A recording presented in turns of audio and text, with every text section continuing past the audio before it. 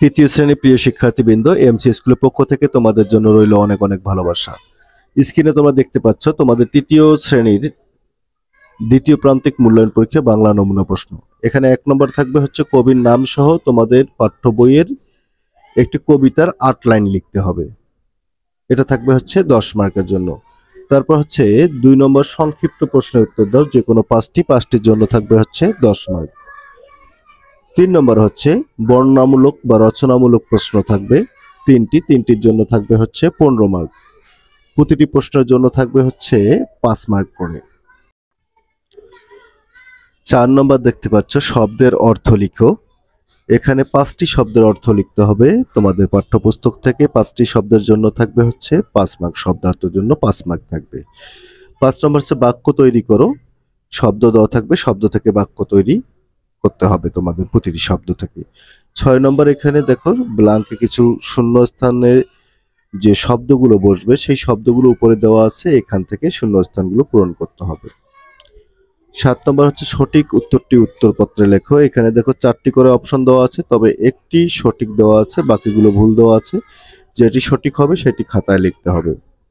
8 নম্বর হচ্ছে নিচের শব্দগুলোর লিঙ্গান্তর করো, যে কোনো 5টির জন্য থাকবে হচ্ছে 5 মার্ক। 9 নম্বর হচ্ছে যুক্তবর্ণ ভেঙে শব্দ গঠন করো, যে কোনো 5টি। প্রতিটি যুক্তবর্ণ ভাঙতে হবে, ভেঙে শব্দগুলো তোমাদের লিখতে হবে।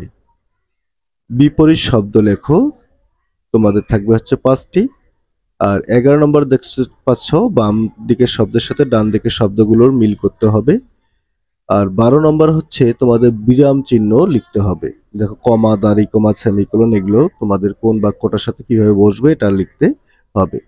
13 নম্বর তোমাদের একটি ফর্ম থাকবে, সেই ফর্মটি উপরের তথ্যগুলো দিয়ে তোমাদের পূরণ করতে হবে। আর যদি তথ্য না থাকে সেক্ষেত্রে তোমরা নিজেদের তথ্য দিয়ে পূরণ করতে পারবা। 14 নম্বর দেখতে পাচ্ছ তোমাদের একটি অনুচ্ছেদ বা রচনা থাকতে পারে, অনুচ্ছেদ বা রচনা তোমাদের থাকবে 14 নম্বরে। এখানে দেখতে পাচ্ছ আমাদের গ্রাম, আমাদের নদী, আমাদের উৎসব, শহীদ দিবস এবং আন্তর্জাতিক মাতৃভাষা দিবস। এই 4টা পড়ে নিলেই তোমরা এখান থেকে কমন পেয়ে যাবা। এই হচ্ছে তোমাদের তৃতীয় শ্রেণীর দ্বিতীয় প্রান্তিক মূল্যায়ন পরীক্ষা বাংলা। এই বাংলা বিষয়ের যে নমুনা প্রশ্নটি দিলাম, এটি অনেক স্কুলে কিন্তু তোমরা কমন পেয়ে যাবা। এভাবেই তোমরা প্র্যাকটিস করলে তোমরা খুব ভালো পরীক্ষা দিতে পাবা আমি মনে করি। তবে প্রতিটা উপজেলা পরীক্ষা কিন্তু আলাদা আলাদা প্রশ্নপত্র হবে। সেক্ষেত্রে তোমাদের পাঠ্য বইয়ের যে পাঠ পরিকল্পনা আছে বাংলা বইয়ের, সেই পাঠ পরিকল্পনা অনুযায়ী কিন্তু তোমাদের শেষ করে নিতে হবে। সবাই ভালো থাকবে, সুস্থ থাকবে। ধন্যবাদ।